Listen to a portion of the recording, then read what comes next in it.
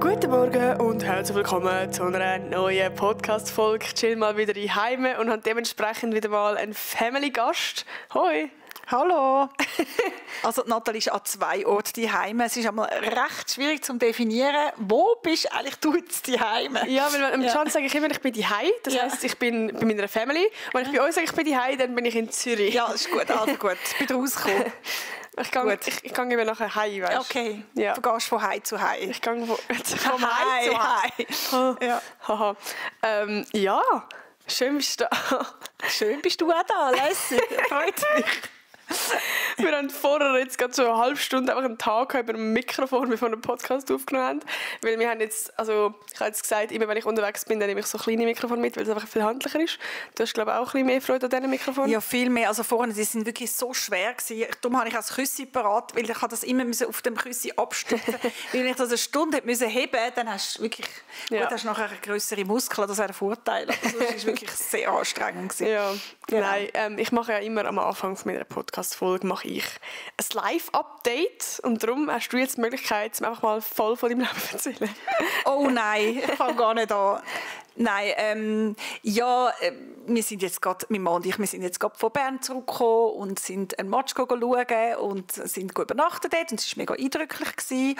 Und jetzt sind wir heimgekommen und ja, da haben wir endlich wieder mal unsere Nathalie angetroffen und ja, es ist noch ein bisschen wehmütig, gell, habe ich gerade gemerkt, weil halt immer noch das Thema Lino noch ein bisschen da ist in deinem Herz und ich habe gerade gemerkt, es hat mir auch gerade wieder ein bisschen runtergedrückt. Ich merke, also nicht böse gemeint, nein. Weißt, aber ich merke so ein bisschen, ja, wir haben jetzt in dieser Woche, seit der Lino nicht mehr da ist, haben wir so ein bisschen gelernt, so ein bisschen das langsam können ablecken und sagen, hey, es ist so, wie es ist und ja. Es ist halt gleich noch ein bisschen nachhaltiger. Ja, mega. Ja. Also ich merke es halt vor allem, wenn ich wieder heimkomme, dann nimmt es mich einfach immer komplett. Und wenn ich so in Zürich bin, dann bist du einfach in meinem Alltag. Und dort habe ich ja vorher den Lino ja nicht gehabt. So. Und wenn du halt wieder da bist, dann merkst du halt viel mehr, jetzt ist etwas nicht mehr da. So.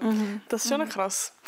Ja, also bei mir ist vor allem die Schwierigkeit ist für mich am Anfang hauptsächlich die gewesen, das den Gaschi allein anzuschauen. Das hat mir das Herz abgedrückt. Das ist für mich so schlimm. Ich habe das Gefühl, der Hase leide wie verrückt, dass jetzt der allein ist. Und ich habe mir auch mega Gedanken gemacht, soll ich noch mal einen Hase dazu nehmen? Es gibt die Möglichkeit, bei der Nachbarschaft ist auch ein Weibchen gestorben von einem Pärchen.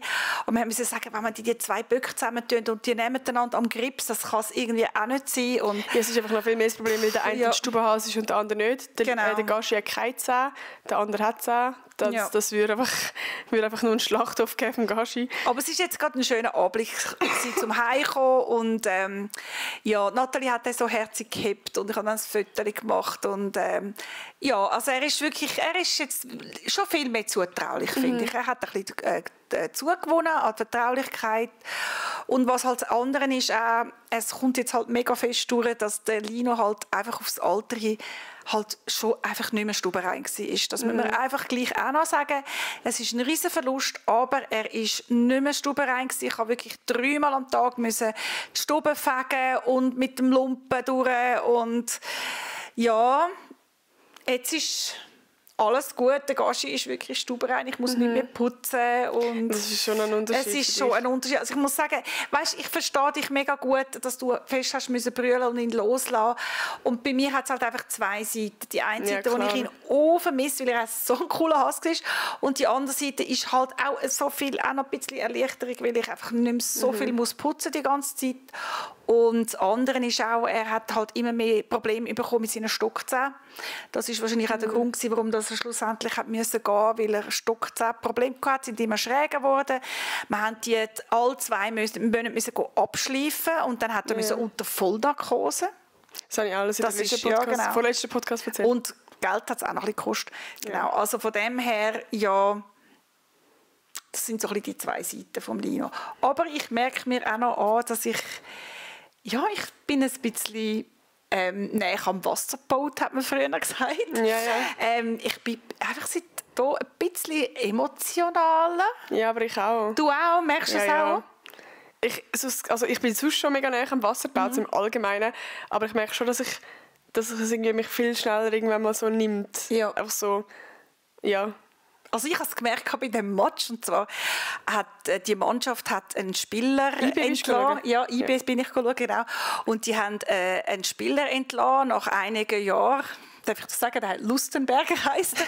Und sie haben einen mega coolen Film gezeigt über ihn, wo der Trainer ihm ein paar nette Worte sagt und seine ganze Familie. Und die haben so ein schönes Video zusammengestellt. Und er hat ihn nachher gesehen, weißt, wie er ein bisschen heulen musste. Ich habe gemerkt, ich habe gerade ein bisschen heulen irgendwie. Es bist viel schneller emotional, so, wenn es ums Abschied nehmen geht. Und, ich merke mega, dass ich das irgendwie so bei Tieren jetzt habe. Also ich bin gestern meine Schwester irgendwie so um 1:30 in der Nacht abholen von einer Party. Und ich habe extrem Angst gehabt, dass ich jetzt irgendein Tier überfahre. Oh, ehrlich? Okay. Weißt, einfach, weil ich irgendwie so mega so viel Empathie einfach für Tiere empfinde und weil ich so, weiß auch nicht, Angst habe, dass jetzt da irgendwie, weiß auch nicht, weil ich den Gaschi so gesehen und ich habe das Gefühl, die Gesellschaft ist schon so ein Ding, ja, es sind nur Tiere und dann stirbt halt mal eins. Und ich bin gerade mega in dieser Haltung, dass ich wirklich das Gefühl habe, hey, nein, die haben ja auch Family und die sind auch traurig und du siehst am Gaschi auch, dass er traurig ist und irgendwie, wenn ich jetzt da wieder ein Reh befahren, das wäre auch schlimm für all die Rehe. Ja, das haben wir im Fall auch noch gerade im Auto diskutiert, der Dani und ich, und zwar, wir haben dann so überlegt, schaffen wir das, wenn jetzt mal der Gaschi auch nicht mehr da ist, würden wir eine Katze zutun oder was würden wir machen? Und dann müssen wir sagen, weißt, wenn du eine Katze zutust, musst du das wirklich überlegen, weil eine Katze könnte bis 20 werden. Ja, also das musst du wirklich gut überlegen. Und das andere ist auch, wir wohnen an einer Straße und wenn du jeden Tag dann musst Angst, dass die Katze überfahren wird, hey, das ist, du bist immer ein bisschen auf Nadel. Also genau. Also im Moment ist es wirklich gut, wie es ist. Wir haben unseren Gaschi und jetzt tun wir ihn einfach ein bisschen verhätscheln und das schauen wir vielleicht noch, ob mit der Nachbarin das irgendwie gehen kann. Ja, das ist schon krass. Also wir haben schon miteinander geredet. Wir wollen es mal sicher, wenn wir es mal probieren. Weil das sind eigentlich Brüder. Also, weil unser Häuschen hat mal ein Kind gemacht und das ist eben der Gaschi entstanden und noch die anderen so. Ja. Also die sind eigentlich Brüder. Also eigentlich, und es sind ja 4 Tage Unterschied, ist ihr Partner gestorben. Also es ist eigentlich das mega Schicksal auch ein bisschen. Ja, das habe ich auch gedacht, genau. Ja. Wir haben eigentlich so ein bisschen geplant, also ich habe so ein bisschen einen Fragesticker in die Story da, was ich für Themen spannend fände. Und es ist noch recht oft das eine Thema, aber ich denke, ich fände das mega spannend, zu mal mit dir zu besprechen. Ich weiss zwar allerdings nicht, ob wir schon mal irgendwann in einer Podcast-Folge darüber geredet haben, aber dann ist es wahrscheinlich schon länger her. Aber es geht so ein bisschen ums Thema, gerade wenn man im Alter ist, wo man vielleicht in Berufswahl mäßig und dann mit den Eltern, und ich glaube, wir haben da auch sehr viel Erfahrung, die wir erzählen können, weil ich bin ja so ein bisschen die Älteste, haben dann so ein bisschen Weg schaufeln frei und ich glaube, da haben wir auch ein bisschen unsere Lektion gehabt, die wir jetzt irgendwie auch ein bisschen weitergeben können. Also falls ihr irgendwie so ein bisschen am Struggeln sind mit dem ganzen Thema, von wegen Beruf und was soll ich machen nach der Schule und vielleicht haben die Eltern eine andere Idee und einen anderen Weg für dich, wo sie besser sehen als du irgendwie so. Ich glaube, da können gerade neue Eltern da ins Boot holen, um die Podcast-Folge mitzuhören. Weil, wir haben da wie beide Seiten. Wir haben da die Jugendseiten und die Elternseiten. So. Darum ist es, glaube ich, schon mega spannend. Also, ich glaube, es gibt viele, die wirklich einen Struggle haben mit, also erstens mal, was sie überhaupt machen sollen. Das finde ich schon ein grosses Thema eigentlich. Ja. Weil ich das Gefühl, in der Schweiz, also mit welchem Alter musst du entscheiden? Mit 14, 15? Hey, früh. Viel zu früh. Nein, viel zu früh. Also die meisten Eltern oder Jugendliche haben einfach die Mühe damit, dass es so früh ist. Ja. Wirklich so krass. Gut, ich muss sagen, zu meiner Zeit früher noch, da hast du wirklich gewusst, hey, ich mache die Lehre, jetzt geht es in die Richtung. Ja. Und da muss ich sagen, das macht man heute, das Schulsystem finde ich heutzutage viel besser, weißt, wo du die BMS kannst machen, wo du Passarellen kannst machen, irgendwelche Möglichkeiten zum noch umswitchen, weil einfach viele später den Knopf aufmachen. Und früher war es wirklich klar gewesen, früher hast du ja nicht Sek A, B und C gehabt, sondern Sek und Real und Oberschule. Und wenn du dort die falsche Weiche gestellt hast, dann ist irgendwie...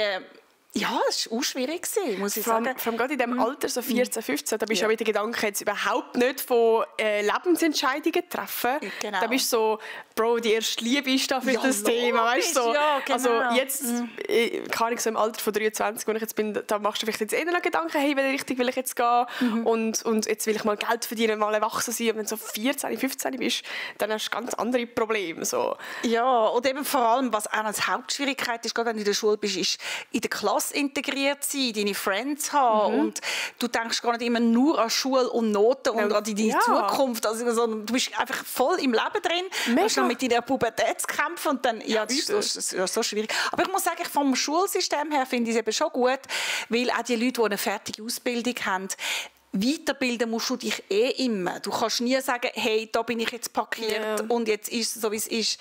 Also das wird eigentlich jedem Job erwartet, dass du dich weiterbildest. Aber ich finde es schon krass, also ich habe das Gefühl, es ist halt einfach der Druck, den in diesem Alter so mega hast, von du musst jetzt eine Lebensentscheidung treffen. Ja. Und ich glaube, weil du als Kind in dem Moment gar nicht das kannst und auch gar nicht eben in dieser Fassung bist, wo dich das interessiert, mega, bist du vielleicht als älterer Teil dann auch mega ein bisschen besorgt und das Gefühl, du musst das Ganze in die Hand nehmen, weil dein Kind der Ernst von der Sache gerade nicht sieht. Also ich habe das Gefühl, viele Eltern sind dann so, nein, du musst jetzt SEK machen, du musst jetzt das Gymi machen, weil nachher ist das mega wichtig und wirst dann so ein bisschen irgendwo in eine Ecke gedrängt, wo du eigentlich selber gar nicht Bock hast. So. Also vor allem, was neu in mein Leben hineingekommen ist, seit ich Kind habe, der Gedanke, dass man sich eine Atempause gönnt, weißt? Das ist für mich, ja genau, also das ist für mich so ein bisschen Neuland gewesen, weil ich das gar nicht gekannt. Ich habe das Gefühl, alle um mich herum, eben entweder machen sie eine Lehre oder sie machen eine Mittelschule oder sie studieren nachher, Tag.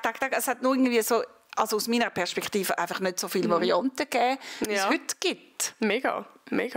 Also wie hast du das damals empfunden, so, wo ich so in der Sek war? Gut, bei uns gibt es so, Zürich ist noch ein bisschen anders so, gibt's so, kannst nach der 6. Klasse kannst du entweder in die Sek gehen oder ins Gymi, oder du kannst auch nach der 3. Sek oder nach der 2. Sek kannst auch ins Gymi gehen, dann machst du auch das Kurzgymi. Und ich bin ja eben in die Sek gegangen und dort war das Thema Lehre schon mega das Ding gewesen. Und ich weiss zum Beispiel noch, dass wir in der Schule, was eigentlich mega, also irgendwo cool und irgendwo auch krank, so ein bisschen, also pädagogisch gesehen nicht so mega, dass wir so eine Tabelle aufgelistet haben und sobald jemand eine Lehrstelle bekommen hat, hast du können einen grossen Haken hinmachen, irgendwie so etwas und dann, also, oder dann musst du dein Schild irgendwo, ich weiss es nicht mehr, ich weiss einfach noch, ich bin unten dran gestanden mit so 2, 3 anderen und ich habe zwar irgendwo schon gewusst, ich will das Gymi probieren und nicht keine Lehre machen, aber es ist gleich, es ist so ein Druck da von oh mein Gott, ich bin eine der wenigen, die es noch nicht hat und jetzt kommen dann die Sommerferien und wenn ich die Gymi-Prüfung nicht schaffe, dann bin ich nie nicht. Also es ist wirklich so ein richtiger Druck bei mir da gewesen. Und wie war das so bei dir gewesen, so als älterer Teil? Hast du dir auch das Gefühl gehabt, ich muss jetzt da mega nach Lehre suchen? Oder? Also vor allem, ich habe einfach so in Erinnerung, wobei das ist schon lange Zeit her, aber ich habe das Gefühl gehabt, zu meiner Generation ist das mehr so ein bisschen die Aufgabe der Eltern gewesen und nicht so krass in der Schule. Also ich mag mich nicht erinnern, dass irgendwelche Lehrer sich da gross, wie soll ich sagen, eingemischt, nein, das eingemischt würde ich nicht sagen, es ist eigentlich etwas Positives, aber ich mag mich nicht erinnern, dass beteiligt, danke vielmals, viel schönes Wort, ja, dass die Lehrer da offiziell vorne geredet haben, hey, jetzt schaut mal Lehrstellensuche, jetzt gehen wir ins BITS, jetzt gehen wir schauen, jetzt, was könnt ihr da machen? Oder eben so eine Tabelle, wer hat was gefunden oder was gibt es alles. Das mag ich mich gar nicht erinnern. Ehrlich gesagt, ich mag mich nicht einmal erinnern, dass man schnuppern können, ehrlich gesagt. Also, schau, vielleicht bin ich auch ein bisschen, wie soll ich sagen, naiv, weil ich habe für mich einfach gewusst, ich will Kindergärtnerin werden und dann hat es mich irgendwie gar nicht so gejuckt, was die anderen machen. Vielleicht habe ich mich auch zu wenig damit auseinandergesetzt, muss ich ganz ehrlich zugeben. Aber ich habe das Gefühl gehabt, zu unserer Generation ist das nicht so ein riesen Ding gewesen, die Berufswahl. Das ist bei euch viel mehr aufblasen. Also ich finde es super, dass das in der Schule auf jeden Fall auch durchnehmen. Ich habe einfach dort mega noch viel mehr den Druck verspürt von wie ernst die Lage ist, dass man jetzt nachher muss etwas finden so und dass halt alle schon etwas haben und du noch nicht so und irgendwie, also es hat schon ein paar aus der Klasse, die schon am Anfang straight gewusst haben, was sie für eine Lehre machen wollen und ich bin schon jemand gewesen, ich habe keine Ahnung gehabt. Ich habe gewusst, was ich nicht machen will. So, ich habe nicht irgendwie keine Ahnung auf Baustelle oder so. Ja. Aber sonst, ich habe keine Ahnung gehabt. Also ich bin auch mega viele Sachen schnuppern und du hast mich ja mal brüllend abholen. Ja, so. Ja. Also ich weiss nicht, ob das so krass war bei uns, aber ich habe das Gefühl gehabt, die in der Sek waren, also bei euch eben Sek A, die machen nachher eher eine weiterführende Schule. Es sind die von der Real oder von der Sek B, die eher eine Lehre machen. Also so habe ich es wie in Erinnerung gehabt. Ich glaube, es war so gewesen, meine Kolleginnen in meinem Umfeld, die haben alle eben, eine hat Handeli gemacht, die andere, mal das KV haben sie vielleicht eher noch gemacht, das KV oder das Lehramt oder einfach irgendwie, oder eben Gymi, einfach weiterführende Schule hat man gemacht und zwar von der Sek aus. Ja, bei uns ist es schön umgekehrt. Also ich glaube, von meinem Jahrgang, ich bin zwar erst von der 3. Sek gegangen, sind glaube ich 3 also mit mir sind nachher ins Gymi gegangen. Von der 2. ich weiß gar nicht mehr. Ich glaube nur jemand. Ich weiß nicht mehr, ist ja gleich. Aber viel, viel weniger. Also es ist auch bei uns eben, habe ich das Gefühl, gar nicht so mega eine Option gewesen, dass du eine weiterführende Schule machst. Es hat zwar noch eine Gymi-Vorbereitung gegeben, aber da hat es irgendwie von uns im Jahrgang da gefühlt niemand gehabt.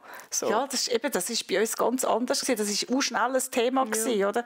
Oder eben DMS, was jetzt FMS ist, das ist eben auch so ein Thema gewesen. Aber eben, es ist meine Perspektive. Ich bin aus einer Lehrerfamilie gekommen. Es ist wie klar gewesen, weiterführende Schule. Ja. Aber hast du damals, weil ich so dein älteste Kind war, hast du so ein bisschen Druck verspürt von, du musst jetzt schauen, dass ich da den richtigen Weg einschlage und so? Ja, sicher. Ja. Sicher. Ich hatte das bei allen meinen 3 Kindern, dass ich wie das Gefühl hatte, ja, ich fühle mich da verantwortlich. Ich habe eine gewisse Verantwortung, um zu schauen, dass der Beruf von meinem Kind dass das in die richtigen Bahnen kommt. Aber für mich war es ein bisschen schwierig, weil ihr so kreuzverschieden sind. Ja. Das Edi und du haben zwar beide das Gimmi gemacht, aber ihr sind alle meine Kinder sind ganz, ganz verschieden, extrem, nicht nur vom Äußeren, sondern auch von der Art her so verschieden, dass man eigentlich bei jedem Kind wieder bei Null anfangen. Das war wirklich so. Gewesen. Und, zwar, das Edi und ich machen jetzt lustigerweise einen recht ähnlichen Weg. Eigentlich schon, ja. Eigentlich schon. Aber irgendwie am Anfang war das überhaupt nicht klar gewesen. Ja. Also so Gymi ist ja mega... Gut, beim Sedi muss ich sagen, er war früher schon selber denkend gewesen. Also, mir ist aufgefallen beim Sedi, dass er nicht so viel zu mir kam, Mami soll ich da, Mami soll ich dort, sondern er hat auch schnell selber gewusst. Also, mit ihm hat man schon schnell gewusst, der macht dann das schon irgendwie, oder? Ja. Er hat auch bei den Aufgaben hat er nie Hilfe gebraucht oder eben bei so Entscheidungen. Da ist er am Schluss schnell sagen, du, ich will das oder das oder ist das okay, wenn ich das und dies und jenes mache. Also bei ihm haben wir nicht so gross müssen unterstützen. Das ist bei dir und bei der Joel schon ganz anders gewesen. Ja. Und eben ein Unterschied, wenn du direkt weißt, was du willst und wenn du eben irgendwo zwischen den Stühlen und Bänken stehst, habe ich das Gefühl, Joel und ich sind schon eher so, oh Gott, was machen wir nachher? Es gibt irgendwie 1000 Sachen, aber irgendwie keins ist so, hat sich bis jetzt so richtig angefühlt. Und ich habe ja eben vor allem das Gymi eigentlich aus dem, ich habe es nicht gemacht, weil ich irgendwie mir überlegt habe, ich will auch unbedingt studieren, sondern ich habe das gemacht, weil ich noch nicht ready war für eine Lehre und weil ich auch irgendwie nichts gefunden habe, was mir so richtig gefällt. So. Und ich bin also gerne in der Schule ist jetzt übertrieben, aber irgendwie, ich habe mich noch nicht so im Berufsleben gesehen, mit erwachsenen Leuten jetzt da mega arbeiten und so und weiss ich auch nicht, darum ich kann einfach weiterhin das machen, was ich schon, also so in einer Bubble bleiben, von das kenne ich schon, in die Schule gehen.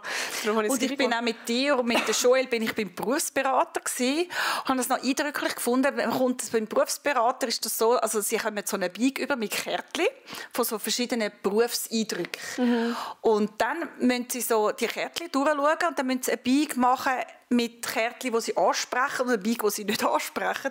Und es ist bei dir und bei der Schule bei beiden gleich gewesen. Also die Beig, die euch nicht anspricht, die ist riesengroß. Ja. Und die Beig, die anspricht, also bei dir ist noch ähnlich gewesen. Bei euch sind eher so ein bisschen die kreativen Berufe gekommen und die mit Kind.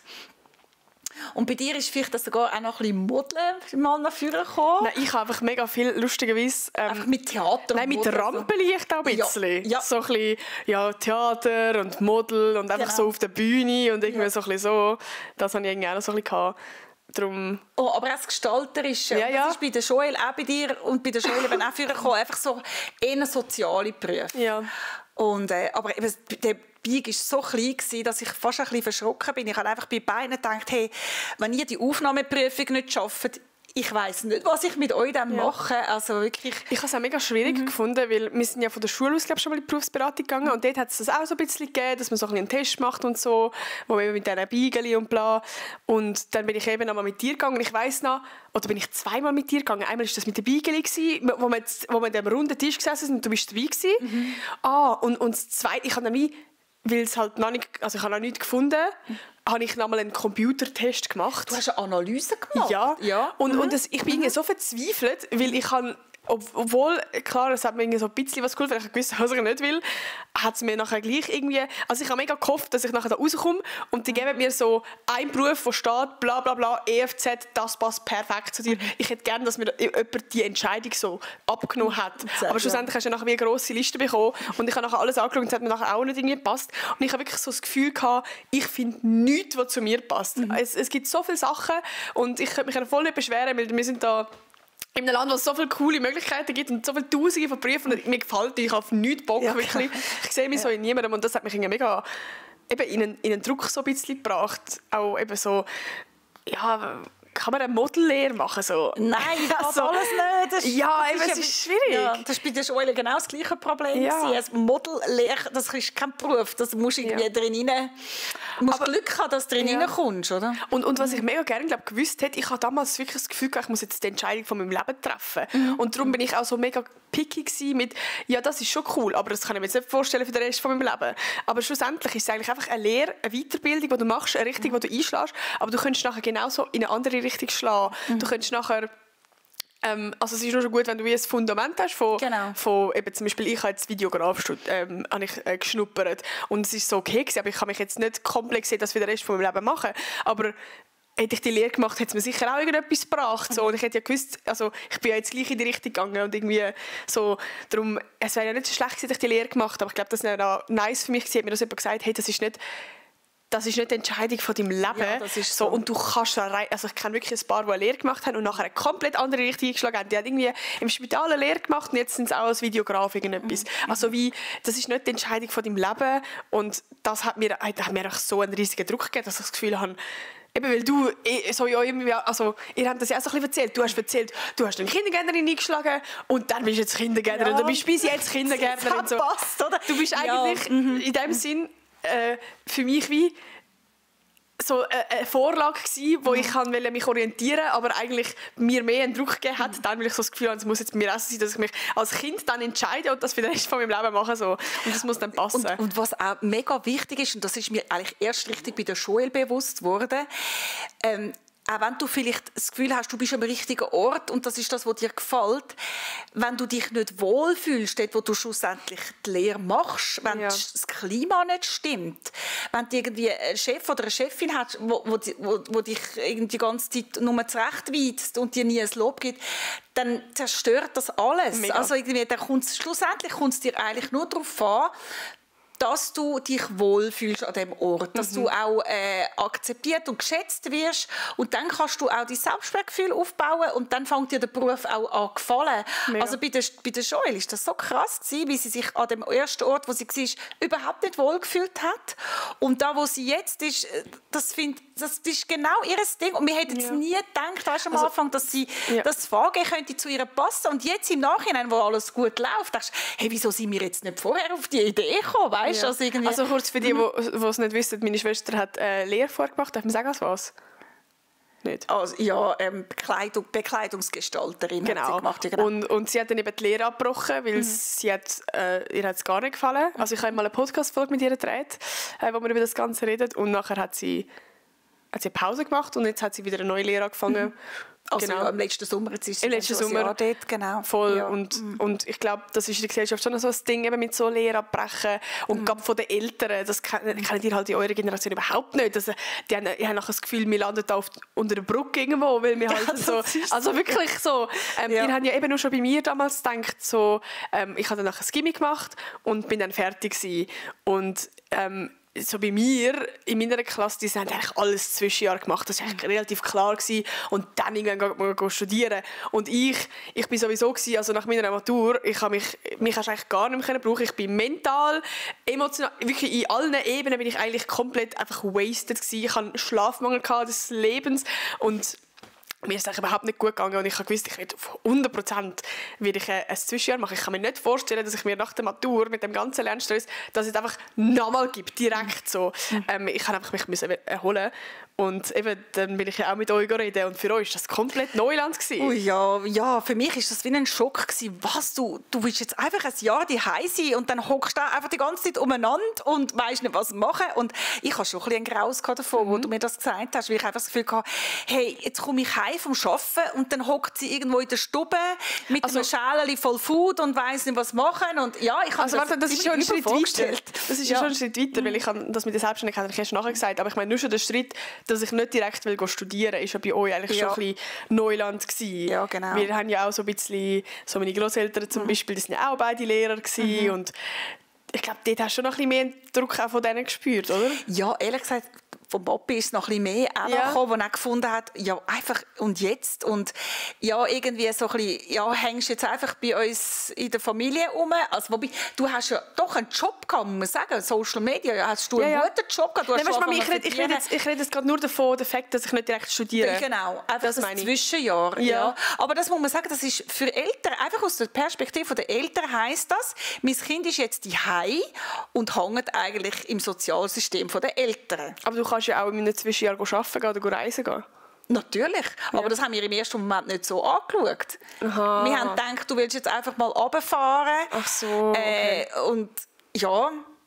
Also hättet ihr von Anfang an gewusst, dass ich jetzt, also wenn ich jetzt gesagt hätte, ich gehe jetzt ein Jahr auf Amerika, dann wäre das voll gar kein Problem. Ja, ich glaube, das wäre schon besser ist das gewesen. Ja, wir haben das Gefühl gehabt, du willst jetzt einfach ein bisschen ausruhen, ein bisschen daheim sein und dich ein bisschen erholen. Ja, eben zum Voraus haben wir gedacht, um Himmels Willen, oder? Jetzt höckelt sie einfach ein bisschen daheim umeinander. Ja. Aber nachher, als wir dann gesehen haben, dass das eben wirklich gut war für dich, sich von der Schulstress erholen im Nachhinein super. Und eben auch mit der Joel hat das Zwischenjahr quasi auch sehr gut getan. Und jetzt hat der Sedi so eine Art wie ein Zwischenjahr. Er hat sehr viel Homeoffice und ist sehr viel daheim. Und es kann auch gut sein für die Beziehung zwischen Eltern und Kind, weißt du, mal man kann mal das Vertrauen noch ein bisschen aufbauen. Eben, ich kann mit dir viel laufen, damals mit der Joel. Und das sehen wir jetzt in dem Moment auch mehr, wenn er viel daheim ist. Und nächstes Jahr ist das dann alles wieder ein bisschen anders. Aber es ist nicht nur negativ für Eltern, wenn ein Kind ein Zwischenjahr macht, sondern es kann wirklich sehr, sehr positiv sein. Ich habe vor allem auch so ein bisschen das Gefühl gehabt, eben, als ich euch so gesagt habe, ich will nicht direkt studieren, dass sie das Gefühl haben, ui, nein, in dem Fall will ich jetzt nie mehr studieren. Und der Papa war so ein bisschen, aber für was hast du denn das Gimmi gemacht? Und für was habe ich das Gimmi gezahlt? Und jetzt gehst du nicht mehr studieren. So, den Druck habe ich schon auch sehr gespürt, so, eben von eurer Seite so ein bisschen, dass ich jetzt da nicht direkt studieren so. Und bei mir ist es eben umgekehrt. Was macht niemand? Ich habe gesagt, niemand von meiner Klasse geht jetzt direkt studieren. So. Und ich glaube, eben in eurer Generation ist das schon ein bisschen anders gewesen. Wir müssen aber gleich auch noch sagen, du hast nicht einfach gesagt, hey, ich mache jetzt eine Pause ein Jahr und ich gehe dann studieren. Du hast das nicht so formuliert, sondern du hast gesagt, ich weiss überhaupt nicht, was ich studieren soll und ob ich überhaupt studieren soll. Und vielleicht mache ich einfach auch nur Social Media. Und das ist für uns aus selber eine Situation, haben wir nicht das Gefühl gehabt, super Job oder Social Media, sondern da haben wir das Gefühl gehabt, du weißt ja gar nicht, ob das klappt und ob du überhaupt kannst leben von dem. Und was ist, wenn du mal, keine Ahnung, 30, 40 bist und das klappt nicht mit dem Social Media, dann hast du nichts. Also dann hast du nur das Gimmi und fertig. Das ist doch kein Fundament. Also das ist so eine Medienperspektive. Also das müssen wir schon sagen. Ich habe einfach das Gefühl, also ich bin ja jetzt mega genau in dem Alter, wo man jetzt so, eben so meistens so Ausbildungen abgeschlossen hat und so, oder irgendwie gerade eben am Studieren ist oder so.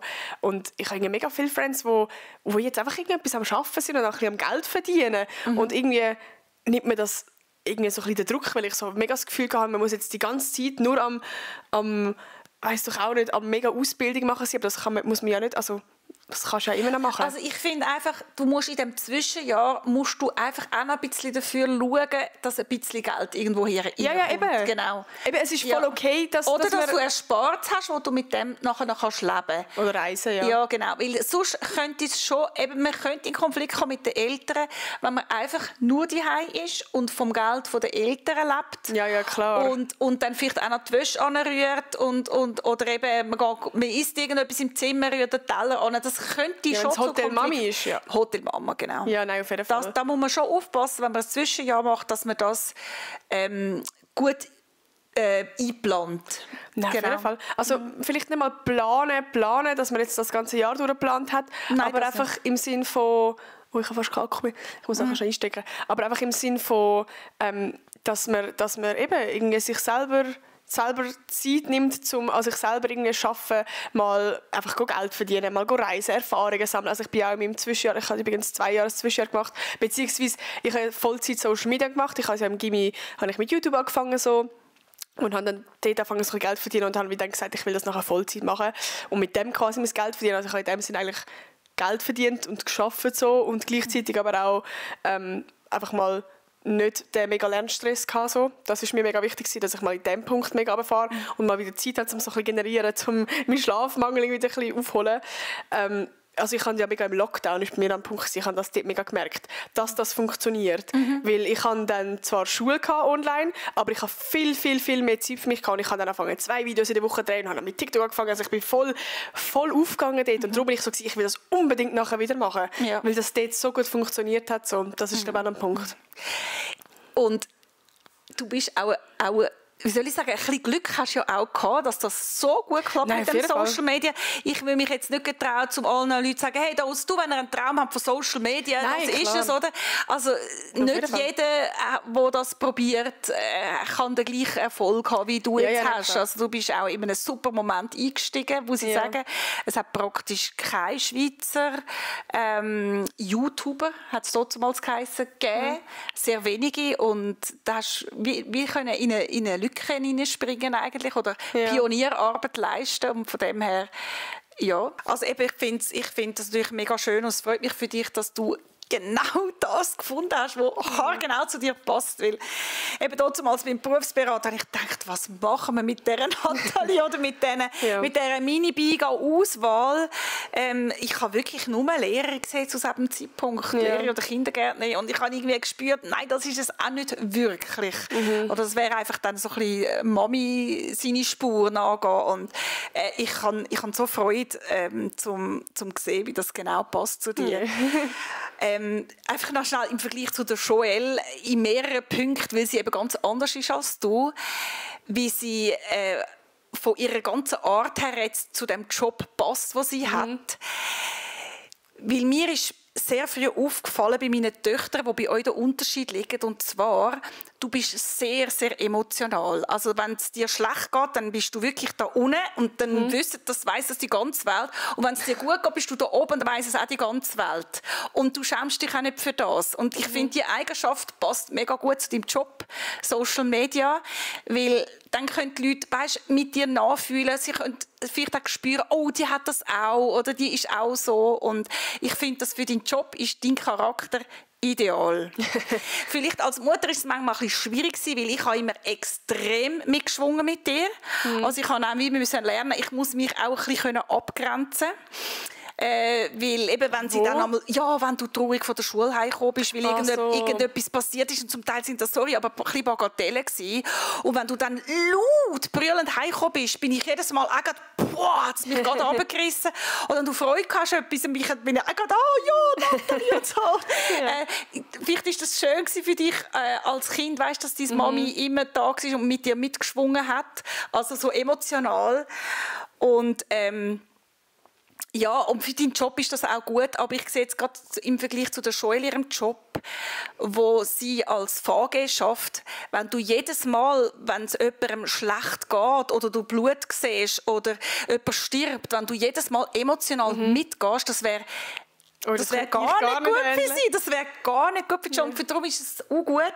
Das ist mir vor allem eben dort, wo der Lino gestorben ist, habe ich das wie gemerkt, hey, eigentlich ist das auch gut, dass Joelle zwar auch traurig ist, weißt, dass der Lino stirbt, aber sie hat auch wie gelernt, eine gewisse Distanz zu haben. Und sie hat es auch gut, weißt, mit den Kunden. Und sie kann auch gut mit denen reden und auf die eingehen. Aber es ist nicht jedes Mal, wenn sie dann jemanden in einer negativen Stimmung erlebt oder jemand traurig ist, weißt, dass sie dann auch sich reinziehen lässt. Und das finde ich noch gut. Also ich finde es auch gut. Ja. Und zum anderen, was ich noch vorher, das ist mir eben auch noch in den Sinn gekommen, es geht ein bisschen um das Thema Lehrstellensuche. Ja. Das finde ich eben auch noch wichtig, dass man das Thema anschneidet. Ja. Weil es sind ja nicht alle machen den Weg wie du.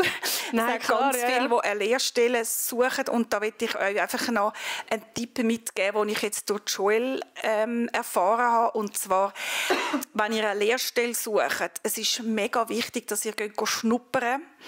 dass ihr nicht nur den Beruf an und für sich im Fokus habt, sondern auch, wenn ihr schnuppern dort, wo ihr die Lehrstelle antreten wollt, dass ihr ganz fest auf das achtet, wie wohl ist es euch dort. Mega, ja. Weil bei der Joelle war es so, wenn sie nicht mehr schnuppern und sie hat schon gemerkt, irgendwie ist die Stimmung nicht gut, irgendwie ist die Erwartungshaltung mir gegenüber ist etwas nicht gut. Die hat das sofort gespürt und hat gesagt, das ist es nicht. Und am Anfang hat mich das ein bisschen verunsichert. Ich habe einfach gedacht, so schnell kannst du doch jetzt das nicht gerade sagen, oder? Das geht doch gar nicht. Und im Nachhinein muss ich sagen, hey, sie hat das so gut gespürt und das ist sicher ein richtiger Entscheid gewesen. Weil, als sie an dieser Lehrstelle war, schnuppern, da ist sie ganz speziell heimgekommen. Sie hat so ein Formular bekommen, weißt, wo man hat mit das hat müssen ausfüllen, hat bei ihr überall alles sehr gut gemacht. Und sie ist da schnuppern und hat wirklich gesagt, es sei so schön gewesen. Sie hat so ein positives Feedback bekommen, dass sie ihr einfach wohl gewesen dort. Yeah. Sie ihr einfach wohl gewesen. Das macht schon viel. Und darum ist sie heimgekommen und hat gesagt, ich will das. Und ich so, hey, Joel, du musst doch jetzt noch mal schnuppern, du musst jetzt doch noch mal schauen. Nein. Ja. Das hat mir gefallen, dort fühle ich mich wohl. Und dann hat sie sich nach einem Tag entscheiden für das. Und es war der richtige Entscheid gewesen. Sie ist auch letzte wieder heimgekommen und hat gesagt, sie hat ein mega erfreuliches Feedback bekommen von einer, die sie führt und leitet in der Spitex. Und ich habe so Freude gehabt, weißt, dass sie den Entscheid selber treffen und einfach spüren, ganz tief in sich hineinhören und spüren, das ist mein Platz. Ja. Und das möchte ich eigentlich in jedem gönnen, der eine Lehrstelle sucht, dass er oder sie, wenn sie schnuppert, das sehr schnell spüren kann, ja. Ich glaube, man kann auch nicht zu viel schnuppern gehen. Also ich glaube, und manchmal, weißt, kann man auch beim gleichen Beruf an mehreren Orten schnuppern. Ich hatte auch so das Gefühl gehabt, ich gehe jetzt Videograf schnuppern. Okay, das gefällt mir nicht, in dem Fall ist es das nicht. Ja. Aber vielleicht ist es einfach die Firma dort nicht gewesen, so. Und ich glaube, wenn man da ein bisschen bei verschiedenen Orten auch reinschauen geht, dann also schlussendlich muss einfach der Vibe auch irgendwie so ein bisschen stimmen. So. Die Gruppe, eben der Chef, je nachdem, einfach das alles so ein bisschen, dass man sich wohlfühlt halt. Ja. Und vielleicht muss man auch ein bisschen offener sein. Eben bei der Berufsberatung ist es ja bei der Joelle genau gleich gewesen. Die hat das alles auf die Seite geschoben. Und man muss einfach vielleicht auch mal mit Kollegen reden. Das hat sie auch gemacht. Sie hat mit vielen Leuten geredet, wo sie eben das Zwischenjahr gemacht hat. Hat sie mit vielen Kolleginnen und Kollegen geredet von früher. Hey, wie ist deine Lehre? Was gefällt dir? Was gefällt dir nicht? Sie hat mit so vielen Leuten geredet. Und dann hat sie eben gefunden, jetzt probieren wir mal einfach etwas. Und man muss innerlich ein bisschen offener sein, als einfach nur sagen, das ist mein Spiegel und alles andere ist es nicht. Ich glaube, irgendwie durch das jetzt gerade bei mir jetzt, ich habe so den Druck gehabt, dass ich jetzt das muss finden für mein ganzes Leben, ist das Spiegel dann auch viel kleiner, weil man halt das Gefühl hat, man muss jetzt das Richtige finden und dann finden wir es eben nicht. Ja. Und ich glaube, wenn man ein bisschen weiss, hey, es ist jetzt nicht so, das ist nicht die Entscheidung von meinem Leben, das ist eigentlich die Entscheidung von den nächsten 3 oder 4 Jahren, die wir jetzt da machen. So. Und wenn es jetzt, also ganz blöd gesagt, wenn es jetzt ganz, ganz gar nicht euer Ding ist, dann kann man auch das noch abbrechen und etwas Neues anfangen. Also ich glaube, das hätte ich mega gerne für mich gewusst, weil ich einfach so einen riesigen Druck verspürt habe. Also jetzt perfekt muss ich, und ich glaube auch vor allem wegen dem ist mein Spiegel so klein gewesen, weil ich einfach das Gefühl hatte, das ist alles nicht genau das, was ich will. Und zum anderen, ich glaube, wenn ihr jetzt wieder an dem Punkt seid, wo ihr merkt, hey, ich weiss auch gar nicht, was ich genau will und was mir genau gefällt, meistens ist es genau das, was irgendwo rumschwirrt.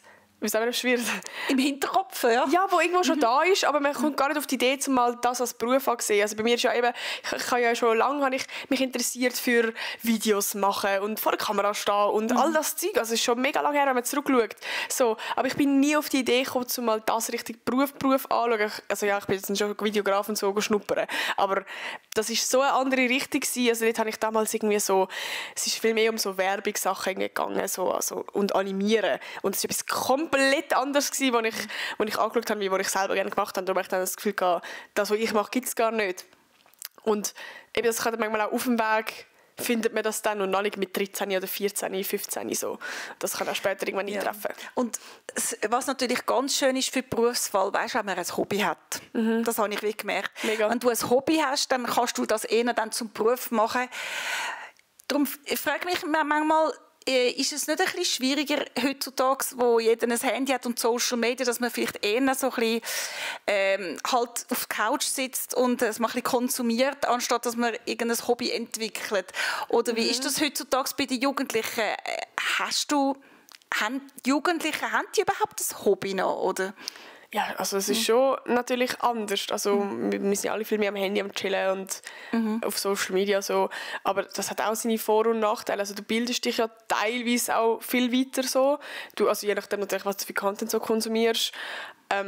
Aber ja, es ist auf jeden Fall schwieriger. Also ich glaube, heutzutage hast du, also nein, ich kann jetzt nicht für alle reden, aber ich merke es bei mir so, wenn ich ein Hobby habe, also dann ist es doch meistens entweder ein Instrument oder halt eine Sportart. Aber gleich, es ist ja nicht nur das Hobby, sondern auch meistens auch die Interessen. Was interessiert dich vom Thema her? So, also zum Beispiel jetzt Joel hat jetzt nicht das Hobby gehabt, Spital oder Fall. Ja, das ist schon klar. Weißt du, was ich meine? Ja. Das sind meistens einfach Interessen, etwas, was dich interessiert. So, vielleicht ist es auch ein Schulfach, vielleicht ist es auch ein Themengebiet, wo du dann auf Social Media dich genauer informierst. So, ich glaube, das spielt auch. Also für das ist Social Media ein Vorteil, dass du dich halt mega kannst selber weiterbilden. Ja, das ist so. Ja, ich habe jetzt sogar so gedacht, wenn ich vergleiche mit mir früher, ich habe ja kein Handy gehabt, wir haben einfach das Radio eingestellt, Klar. aber ich habe halt viel dazu gezeichnet und ich bin so Teenager in den 80er, 90er Jahren und dann hat man auch so Poster gehabt und das war so eine Herausforderung von mir gewesen, so die Poster alle selber zu zeichnen oder selber so lässige Karten zu gestalten und ich habe wahnsinnig viele einfach so modische Leute zeichnen mit modischen Kleidern. Darum habe ich dann schon mal gedacht, ich könnte eigentlich auch Modezeichnerin werden. Ja. Ich habe einfach gemerkt, so aus deinen Hobbys heraus könnte sich eine Berufsvorstellung entwickeln. Und ich frage mich einfach, ja gut, ihr könntet einfach quasi beeinflusst werden von irgendwelchen Berufen via Handy. Ja. Aber weißt du, dass ihr so selber irgendwie in die Aktion kommt, da ist die Gefahr schon ein bisschen gross, dass ihr das weniger habt in eurer Generation. Was ich auch will sagen, es gibt zum Beispiel eine Serie, die heißt, ich glaube, Grey's Anatomy. Da geht's, ich glaube, sie heisst so, ich habe sie selber übergeschaut. Aber da geht es vor allem auch um so, weißt, so Sachen wie zum Beispiel, ich glaube, Chirurgie, einfach so alles spitalmäßige Zeug. Und ich glaube, gerade von dieser Serie sind mega viel auf den Geschmack gekommen, weil das denkt mal, weißt, kannst du quasi visuell hineinschauen, wie der Job ist und so. Und dann wegen dem mal dort gehst du schnuppern. Und sonst, eben, sonst kommst du vielleicht gar nicht auf die Idee, mal im Spital zu schnuppern, wenn du dann nie Berührungspunkte mit dem Spital gehabt hast. So. Darum, vielleicht siehst du mal dann so ein bisschen so auch rein. Aber was ich noch sagen wollte, ich habe das Gefühl, als Kind oder wenn du halt in der Schule bist und die ganze Lehre anschaust, dann hast du das Gefühl, es gibt zwar eine grosse Auswahl, aber es gibt immer noch so spezifische Berufe und du siehst dich so in keinem. Und was ich irgendwie auch nicht so gesehen habe, ist, dass du eigentlich erstmal einen Ast einschlägst und nachdem gibt es in diesem Bereich schon wieder 1000 neue Äste. Also ich schaue jetzt gerade zum Beispiel eben, was meine Friends so machen, das alles, also was die schaffen als Beruf, die Richtung, die sie geschlagen haben, das hättest du nicht machen als Lehre. Und darum ist eine Lehre ja eigentlich einfach eine Richtung, die man einschlägt und noch nicht der fixe Beruf. Und darum kann man nachher immer noch irgendwo etwas anderes vertiefen. So. Und, also zum Beispiel, ich merke es jetzt nur schon beim Studiengang, so, ich habe mich jetzt für den Studiengang entschieden und mache das jetzt mal und ich sehe jetzt schon in meiner Klasse, dass jeder nachher eine andere Richtung wird einschlagen. Also ich bin ja die Einzige, die Social Media macht, nur schon. Und es gibt Leute, die gehen dann nachher in eine komplett andere Richtung. So. Und gleich sind wir alle eigentlich schon auf einem Ast, wo alle sehr ähnliche Sachen machen. So. Es kann aber auch sein, dass wenn du an einem Ort bist, in einer Lehre bist, wo du vielleicht denkst, ist vielleicht ja gar nicht so mies, aber wenn du dich wohlfühlst und wertgeschätzt wirst, kannst du wie auch Ambitionen entwickeln für einen Job. Vielleicht, weißt du, was ich meine? Also, wenn du vielleicht gar nicht weißt, wodurch und plötzlich merkst, hey, eigentlich bin ich ja gar nicht schlecht in dem. Und dann hast du Freude und dann kommst du vielleicht das Kompliment über, hey, hast du gut gemacht.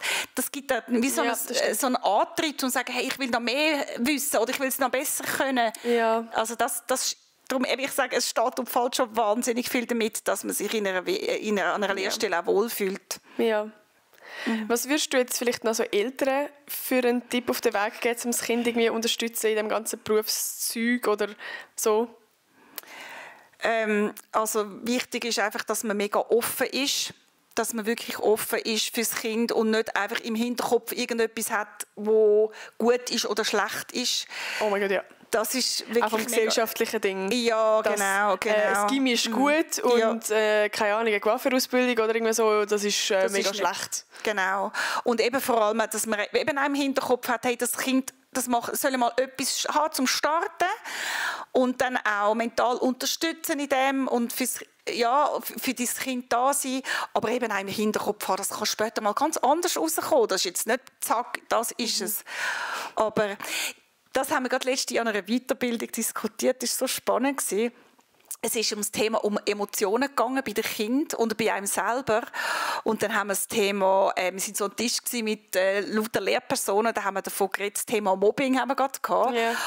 Und dann haben wir plötzlich, die das geleitet hat, haben erzählt von ihrem Kind, wie es gemobbt worden ist und wie sie nicht gewusst hat, wie als Mutter handeln. Ja. Und dann hat sie dann das Kind, sie sind dann weggezögert, weil sie keine andere Möglichkeit hatten. Und dann ist mir das so nahe gegangen und wir haben alle über das Thema geredet. Was kannst du als Eltern eigentlich richtig machen oder falsch machen? Und das geht in der Berufswahl geht es ja ins Gleiche rein, wenn dein Kind ein Problem hat mit Mobbing oder so. Du bist ständig am Überlegen, wenn ich zu viel helfe, wenn ich zu fest unterstütze, das kann falsch sein. Mhm. Dann geht es vielleicht zu fest in die Richtung, wo du willst. Aber wenn du zu wenig machst, dann ist das Kind vielleicht auch verloren. Es braucht deine Unterstützung. Und darum bist du als Eltern ständig in so wie einer Waagschale rein. Soll ich helfen? Soll ich unterstützen? Soll ich reden? Soll ich machen? Oder soll ich einfach mal zurückstehen und zuhören und warten? Ja. Und das ist etwas, wo man nicht einen Tipp geben kann, was ist richtig und was falsch, sondern das ist... Ich glaube, das ist ein bisschen von Kind zu Kind individuell. Total. Das muss man vielleicht so ein bisschen spüren. Ja. So, hey, will es meine Hilfe? Braucht es meine Hilfe? Genau. Ich glaube, das Wichtigste ist eben vor allem, dass man so ein bisschen probiert zu spüren, was das Kind will und was das Kind nicht will. Und auch unabhängig jetzt von... was jetzt in der Gesellschaft so, ich glaube, das Wichtigste ist, dass das Kind nachher glücklich ist mit dem, was es macht. Also es bringt dir gar nichts, wenn du das Jurastudium machst und weil das in der Gesellschaft so gut angesehen ist und weil man nachher so viel Geld verdient, aber es ist einfach nicht glücklich und es gefällt dem nicht, es macht nicht Spass. So, ich glaube, das ist einfach das Wichtigste. Aber es ist gleich auch noch eine riesige Herausforderung, weil genau in dieser Zeit von dieser Berufswahl ist das Kind in der Pubertät. Ja, ja. Und das Kind will dann eigentlich den Eltern zu merken geben, auf der einen Seite braucht es die Eltern an, weil sie ist ja noch nicht erwachsen und selbstständig. Auf der anderen Seite will sie sich langsam ablösen. Und dann bist du sonst schon die ganze Zeit in Konflikt mit dem Kind. Soll ich machen, soll ich tun, muss ich zurückstehen, soll ich abwarten, soll ich zuschauen? Und das ist dann... ist halt wirklich ein mega schwieriger Zeitpunkt für alle Beteiligten. Ja. Ja, das ist, eben darum sage ich, das ist eigentlich eine Challenge. Ich glaube, es wäre für mich, oder ich habe das Gefühl, es wäre im Allgemeinen vielleicht sogar fast besser, wenn man nicht gerade so früh muss entscheiden, was man für eine Lehre macht, sondern dass das erst so ein bisschen später kommt. Ich sage nicht, dass dann alle ins Gymi machen, aber dass es irgendwie noch so eine Möglichkeit gibt, wie zum Beispiel, dass man nachher so ein bisschen einschlagen kann, welche Schule dass man nachher geht. So, welches Profil oder so. Ich finde einfach, Berufsberatung habe ich jetzt wirklich sehr hilfreich gefunden, weil ich einfach gemerkt habe, ich bin in einer Lehrerfamilie aufgewachsen, ich habe immer Kindergärtner werden. Ich kann nicht wollen, dass meine Kinder meine Schiene einfach weiterfahren. Ja. Und darum habe ich einfach gefunden, hey, ich sage lieber, sorry, ich weiss es nicht, wir holen externe Hilfe und man kann einfach, am besten ist als Eltern, sagst einfach zu deinem Kind, hey, ich bin da für dich, wenn du mich brauchst. Ja. Ich tue dich gerne unterstützen, ich tue dich gerne begleiten. Aber wenn du nicht willst, wenn du lieber selber entscheiden willst, auch okay. Voll. Ich glaube, was ich so das Wichtigste finde, es gibt ja auch mega viele Situationen, wo das Kind schon ganz genau weiss, was es will und die Eltern dann aber sind so, nein, das geht nicht. Das ist ganz Das finde ich, glaube ganz schwierig. Allgemein schwierig. Also nein, logisch ist das allgemein schwierig. Ja. Aber ich finde gerade so im Berufsleben, wenn es Kinder gibt, die genau wissen, was sie machen, ist das mega nice. So. Und ich finde, dann ist schon die Aufgabe so ein bisschen von den Eltern, dass sie dann wie das aufgreifen und sie dort unterstützen, als jetzt komplett dagegen so.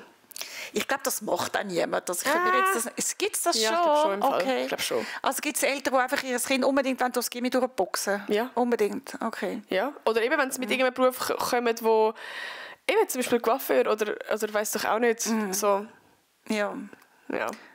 Also ich finde, schlussendlich ist es ja im Kind seine Entscheidung oder im jugendlichen Kind, Jugendliche ihre Entscheidung, wo es durchgehen wollen. Aber es gibt halt immer wieder Eltern, die das Gefühl haben, ich habe das in meinem Leben verpasst, ich hätte selbst so und so wollen.